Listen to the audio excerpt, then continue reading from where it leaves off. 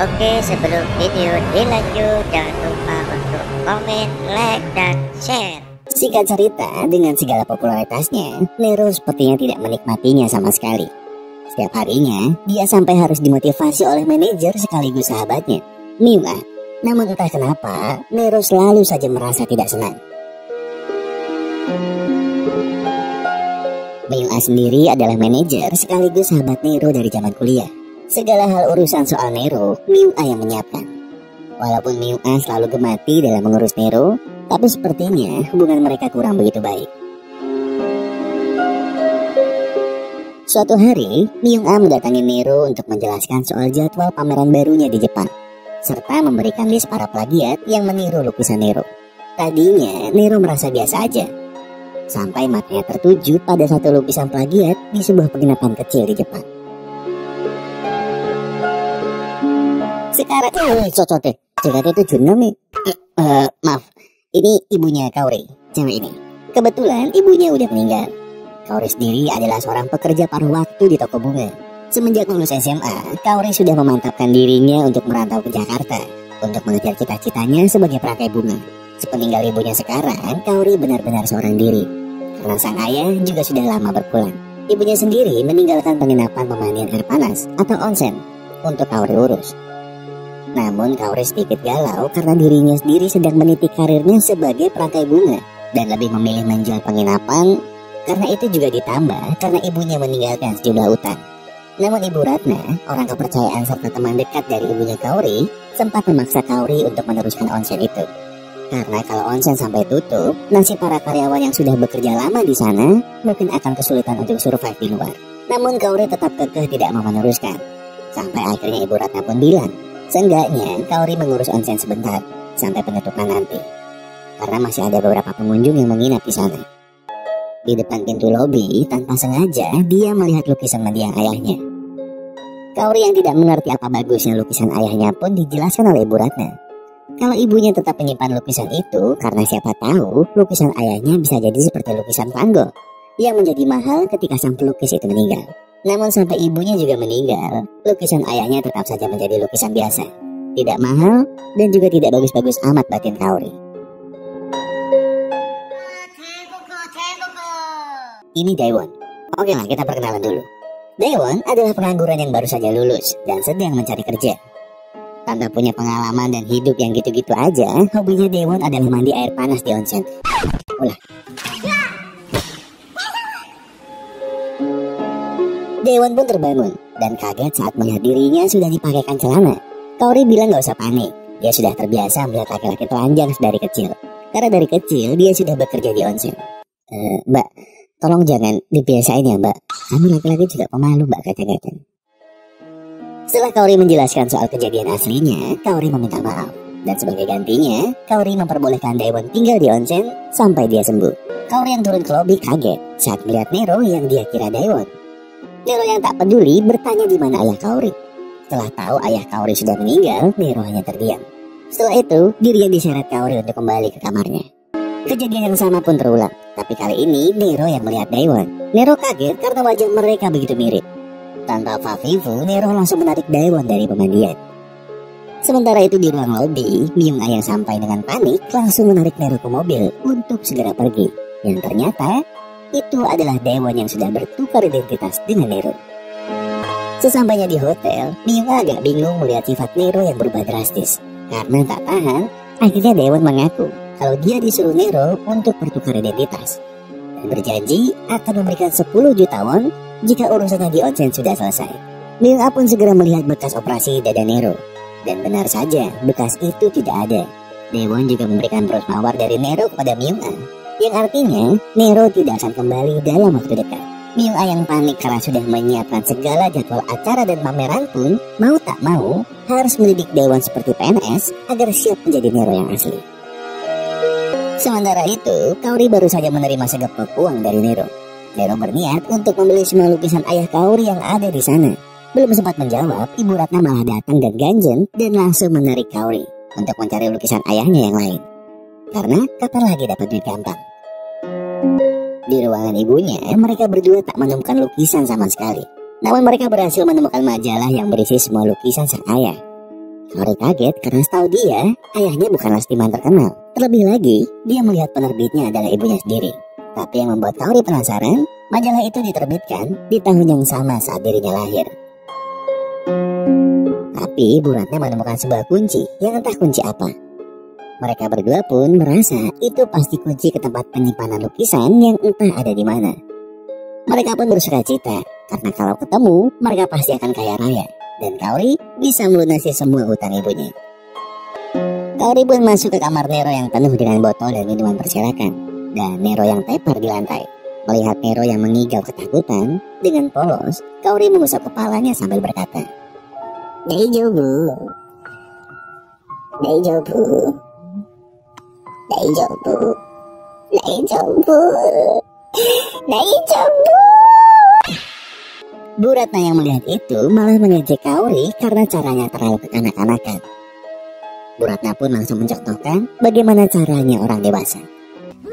Oke lah, Bu Ratna langsung membelokkan topik dan memperlihatkan majalah yang berisi semua lukisan ayah Kaori. Nero langsung bilang kalau dia akan membeli semua majalah yang tersisa. Kaori menyanggupinya, tapi dia meminta satu untuk dia bawa. Nero menolak dan bilang dia akan membeli semuanya.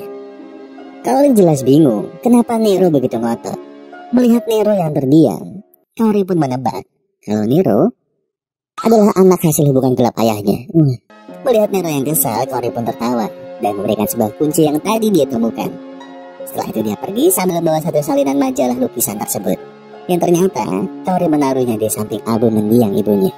Sementara di tempat lain, Myung-a sedang sibuk melatih Daewon yang ternyata kurang begitu ahli dalam menggunakan otaknya. 우연을 필연으로 바꾼 것뿐이고 제 작품은 집에 가고 싶어요. Daewon yang merasa tidak kuat pun berniat pergi diam-diam. Namun malah bertemu dengan Myung-a di lorong hotel. Daewon langsung mengungkapkan ketidaksanggupannya dan merelakan uang 10 jutanya. Tapi tiba-tiba Myung-a memohon agar Daewon mau bertahan sedikit lagi karena dia sangat membutuhkannya. Kemudian Myung-a menjelaskan kalau rasanya sayang sekali ketika Nero sedang ada di puncak karir dan dilulukan banyak orang, dirinya justru tidak ada. Daewon yang mendengar itu pun bilang kalau dirinya iri melihat Nero yang mampu memikirkan apa yang diinginkan orang banyak, berbeda dengan dirinya yang biasa saja. Bahkan dia merasa entah dirinya dibutuhkan atau tidak di dunia ini. Dia bercerita kalau dia terlahir dari keluarga yang biasa saja, tidak miskin, tidak juga kaya. Saat tahu Daewon ingin pergi ke Jepang, orang tuanya mengirim Daewon tanpa berpikir panjang. Pertama Daewon merasa hidupnya tidak ada masalah. Namun setelah lulus dan belum mendapat kerja sama sekali, Daewon merasa mungkin memangnya dia ditakdirkan jadi begini saja. Entah dia ada atau tidak, rasanya tidak ada bedanya. Tapi setelah Myung-a bilang kalau dia membutuhkan dirinya, itu pertama kalinya bagi Daewon merasa dirinya dibutuhkan. Myung-a pun bilang dia mengerti sekali apa yang Daewon rasakan, karena dia juga merasa tidak terlalu dibutuhkan untuk Nero. Tapi sekarang berbeda. Myung-a sangat membutuhkan Daewon dan dia berharap mereka bisa bekerja sama. Akhirnya Daewon dan Myung-a pun membulatkan tekad untuk membuat acara dan pameran lukisannya bisa berhasil di Jepang nanti. Di lain sisi juga Daewon tak berhenti berlatih siang malam. Myung-a yang melihat Daewon begitu gigih, dia merasa seperti melihat sesuatu pada Daewon, atau mungkin melihat sesuatu yang hilang dari Nero. Esoknya acara puncak dari pameran pun tiba. Niatnya hari ini akan diadakan live melukis dari Nero. Namun karena sekarang Daewon yang menjadi Nero, Myung-a bilang tenang saja, dia sudah mengurus semuanya. Daewon nantinya tidak perlu melukis dengan alasan tangannya sedang terluka. Mendengar itu Daewon pun merasa lega. Dan tiba-tiba datanglah bunga tulip kiriman dari fans. Myung-a pun langsung berkata ke asistennya untuk segera menyingkirkan bunga tulip itu. Daewon bingung, kenapa dia membuang bunga kiriman dari fans. Myung-a lalu bilang, kalau bunga tulip adalah perlambangan dari lemah lembut, berpikiran pendek dan kekanak-kanakan. Dan itu adalah Nero yang dulu. Nero membuang hal-hal baik dalam hidupnya untuk bisa lepas dari jurang kesengsaraan demi mendapatkan kehidupan yang terang dan lebih baik. Dan Myung-a yang membuang semua itu dari Nero dan menggantinya dengan Mawar, lambang dari keanggunan namun berduri tajam, yang siap melukai siapa saja yang mendekatinya. Daewon yang tidak mengerti maksudnya hanya mendengarkan saja. Setelah itu acara utama pun akan segera dimulai. Myung-a mulai sibuk dengan segala persiapan yang ada. Daewon sendiri sudah siap untuk beraksi. Namun tiba-tiba, salah seorang staf memanggil nama Nero dan bilang untuk segera bersiap-siap untuk live melukis. Dewon dan Miu panik. Harusnya acara itu tidak dilakukan karena tangan Nero diberitakan sedang sakit. Ternyata tidak semua staf tahu soal kabar itu. Miu pun bingung setengah mati. Tapi Dewon tiba-tiba melepas perbannya dan dia bilang dia akan mengurusnya. Sementara itu di onsen, Kaori dan Bu Ratna sedang menyambut tamu mereka, seorang kakek dan cucunya. Kata Bu Ratna, sudah beberapa tahun terakhir mereka selalu ke sini karena sang cucu merasa sangat betah di onsen mereka. Nero di tempat lain sedang melihat sebuah bunga tulip dan langsung disapa oleh anak kecil tadi yang berkata apa Nero menyukai tulip. Namun seketika itu juga Nero membuangnya. Sang anak lantas melanjutkan kegiatannya, yaitu melukis tulip yang dibuang Nero sebelumnya. Kaori yang tidak sengaja melihat si anak memuji lukisannya sangat bagus. Tahu kalau si anak bercita-cita ingin jadi pelukis, Kaori pun memperlihatkan hasil karya sang anak tadi kepada Nero. Lagi-lagi Nero membuangnya tanpa belas kasihan.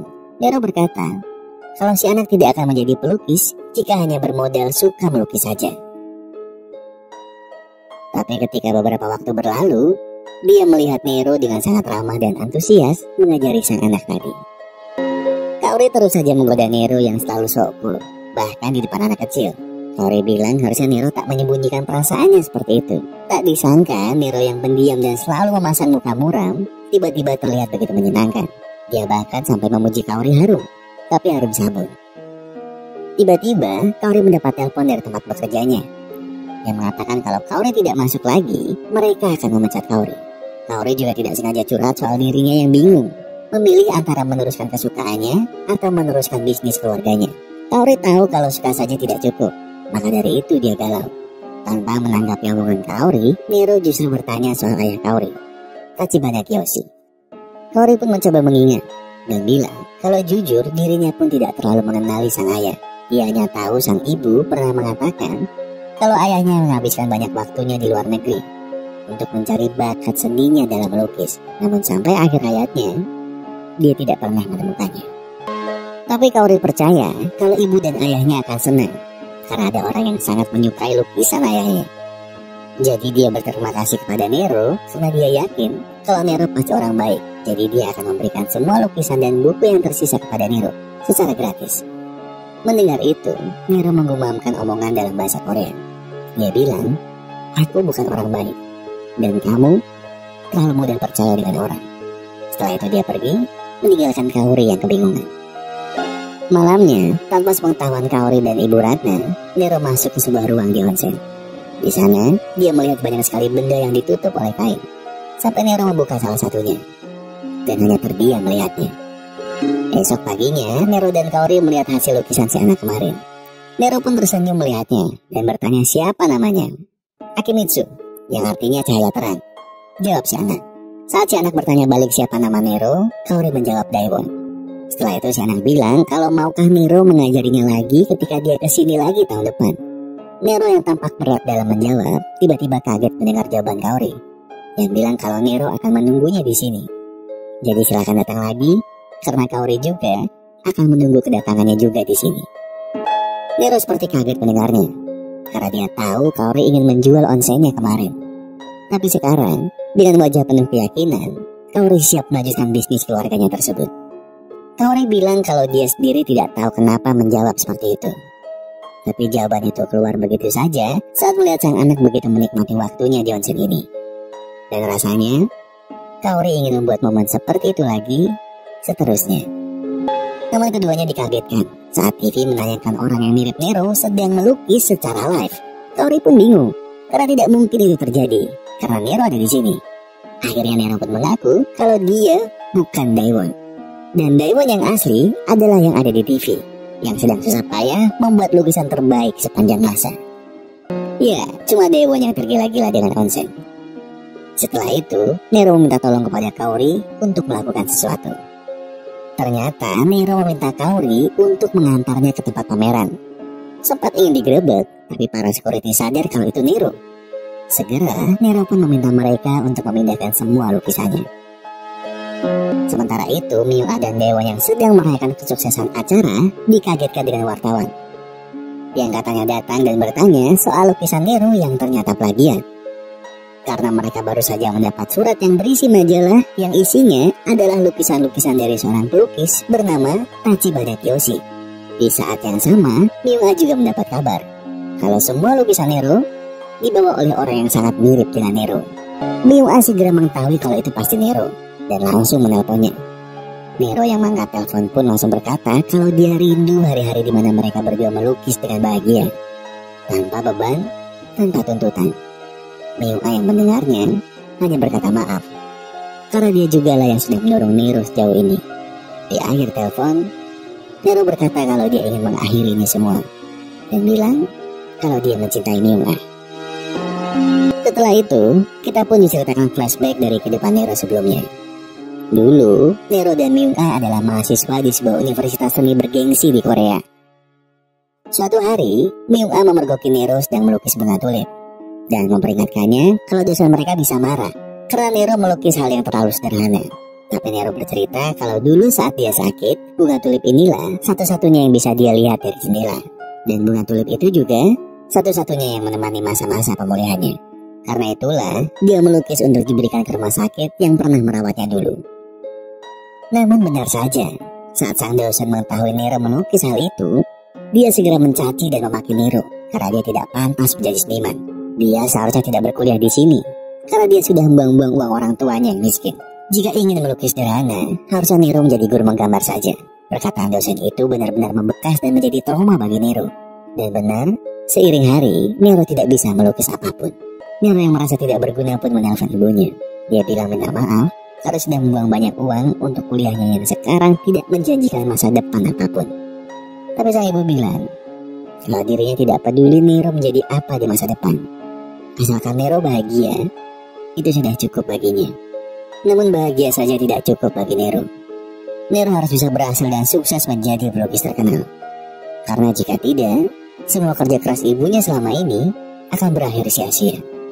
Dengan perut yang lapar dan wajah penuh kebingungan, Nero menghampiri sebuah toko buku untuk mencari inspirasi lukisan. Hampir putus asa karena tidak menemukan apapun, disitulah Nero menemukan buku Tachibana Kiyoshi, Ayah Kaori.